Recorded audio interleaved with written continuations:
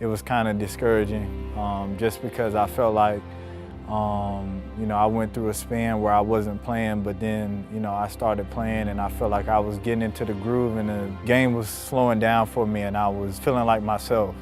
And hearing that news, it just, it discouraged me a little bit. It shocked me a little bit. And yeah, it took a couple of days for it to set in and for me to realize that I won't be playing the rest of the season. The game that sticks out to me is, and which sucked because I felt like that was when I was getting into my groove, is when we played the Clippers here. And I think I had 26 points. And I just felt like it just wasn't that game, it was all the games leading up to it. I just felt like I was getting comfortable and all of a sudden I had to go to USA and take a break from, playing here and being with the guys and being with the organization. And I felt like when I came back, it took me a little bit to get back to where I was in that game and prior to that game. I would say that game for me was one of the games that if someone wanted to take a chance on me, that's a game, that's the Joel Berry that they would get, once I got in my groove. While everybody remember my great years at Carolina, what I remember is the road that it took to get there.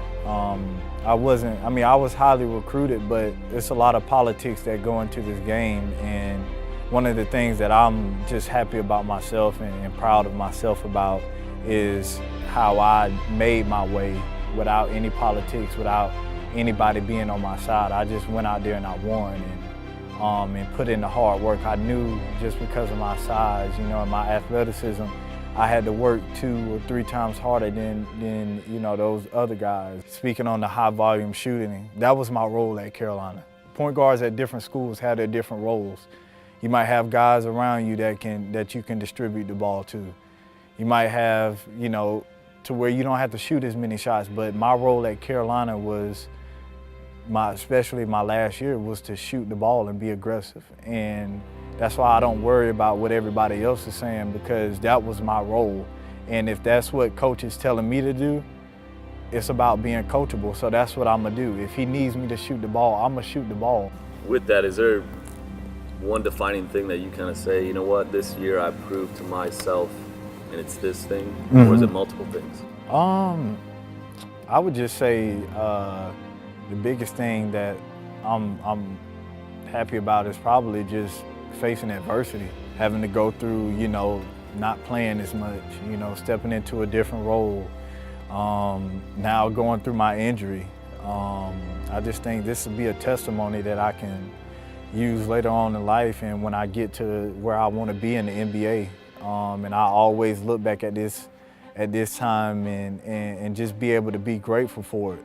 And that, you never know, it could be a blessing in disguise, and that's what I'm taking it as. That's what's keeping me with the positive mindset. But I just think the biggest thing is just the adversity that I went through this year is something that I can rely on. And sometimes it just takes a little bit to adjust. Everybody runs their own race, and going from point guard to playing 2 guard. And I was just trying to figure out what I can do to try to help the team.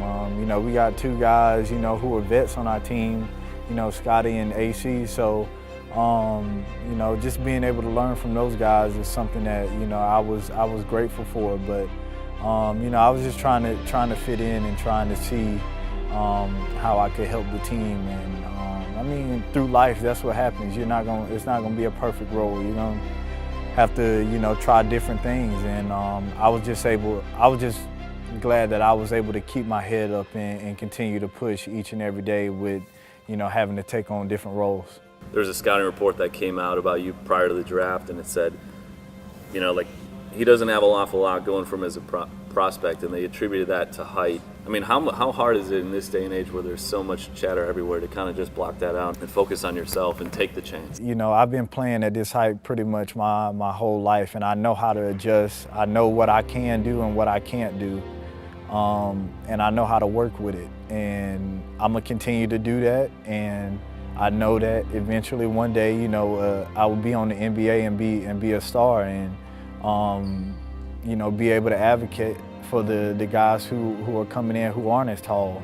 I'm just trying to stay as positive as I can and just try to work each and every day and you know, I heard this quote the other day. I don't know who it's from, but it says, you know, don't count the days, just make the days count.